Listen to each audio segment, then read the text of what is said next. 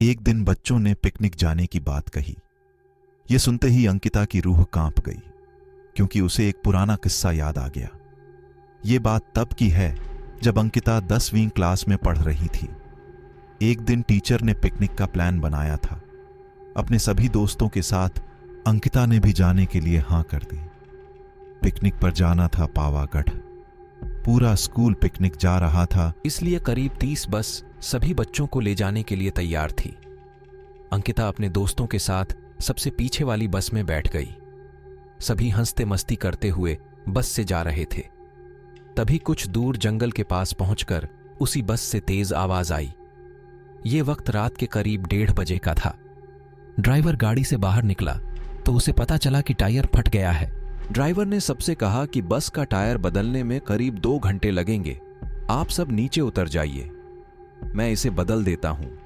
आप लोग पास के ढाबे में जा सकते हैं, वहां गर्म गर्म चाय पी लीजिए और मैं इस टायर को फटाफट बदलने की कोशिश करता हूं। ड्राइवर की बात सुनकर सभी बस से उतर गए और पैदल चलते हुए पास के ढाबे में पहुंचे। वहां एक बूढ़ा व्यक्ति चाय बना रहा था। इतनी रात को ढाबा खुला हुआ और किसी इंसान को चाय बनाते देख सबको हैरानी हुई। उस बूढ़े इंसान ने कहा, आप सब चाय पी लीजिए, यहां अक्सर लोगों की गाड़ी खराब हो जाती है, इसलिए मैं भी अपना ढाबा हरदम खुला रखता हूं। आप जैसे राहगीरों को कुछ मदद हो जाती है। उनकी बात सुनकर सबने चाय का ऑर्डर दे दिया।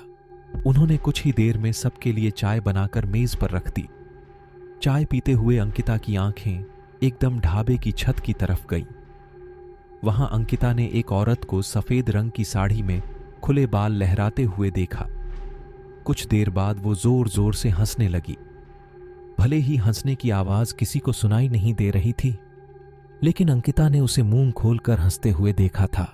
ये सब देखकर अंकिता ने डर के मारे आंखें नीचे झुका लीं।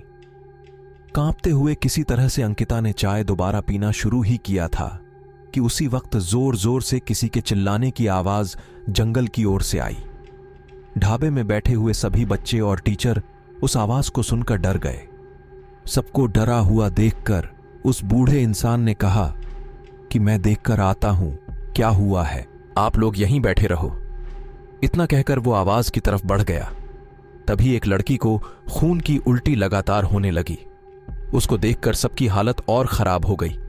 उसी समय एक टीचर ने कहा कि तुम सब आग जलाओ और उसके बगल में बैठ जाओ। सबने मिलकर आग जलाई और गोल घेरा करके बैठ गए। टीचर ने सख्त लहजे में सबसे कह दिया कि अकेले कोई कहीं नहीं जाएगा। वैसे भी सब इतना डरे हुए थे कि अकेले कहीं जाने की हिम्मत नहीं हो रही थी। आग के पास बैठे बैठे 3 बज गए। तब कहीं जाकर वो बूढ़ा इंसान जंगल से लौट कर आया। उसने सबकी तरफ देखा और कहा कि उस चीख को सब भूल जाना, नहीं तो जीना मुश्किल हो जाएगा। इतना कहकर वो ढाबे के अंदर चला गया। तभी ड्राइवर भी टायर बदलकर बस लेकर ढाबे के पास पहुंचा। सभी लोग भगवान का नाम लेते हुए उस बस में बैठ गए। टीचर ने बस में बैठते ही सबको कहा कि कोई एक दूसरे से बात नहीं करेगा, सीधे सब सो जाओ। टीचर की बात मानकर सब चुपचाप बस में ही सो गए। उसके बाद पिकनिक स्पॉट पर पहुंचे और करीब 1 हफ्ते बाद घूमकर आ गए। पिकनिक में किसी ने दूसरे बस के बच्चों से उस रात के बारे में कुछ नहीं कहा, क्योंकि टीचर ने मना किया। लेकिन पिकनिक से लौटते ही सबने अपने दोस्तों और दूसरी क्लास वालों को इस भूतिया घटना के बारे में बताया। आज पिकनिक का नाम सुनते ही यही भूतिया ढाबे की कहानी अंकिता के मन में आ गई और बच्चों को पिकनिक भेजने से उसे डर लगने लगा। कहानी से सीख, बीती घटनाओं को भूल जाना ही अच्छा है, नहीं तो जीवन भर वो घटना डराती रहती है। और आप लोग को यह कहानी अच्छा लगा हो तो प्लीज़ चैनल को ज़रूर सब्सक्राइब करें।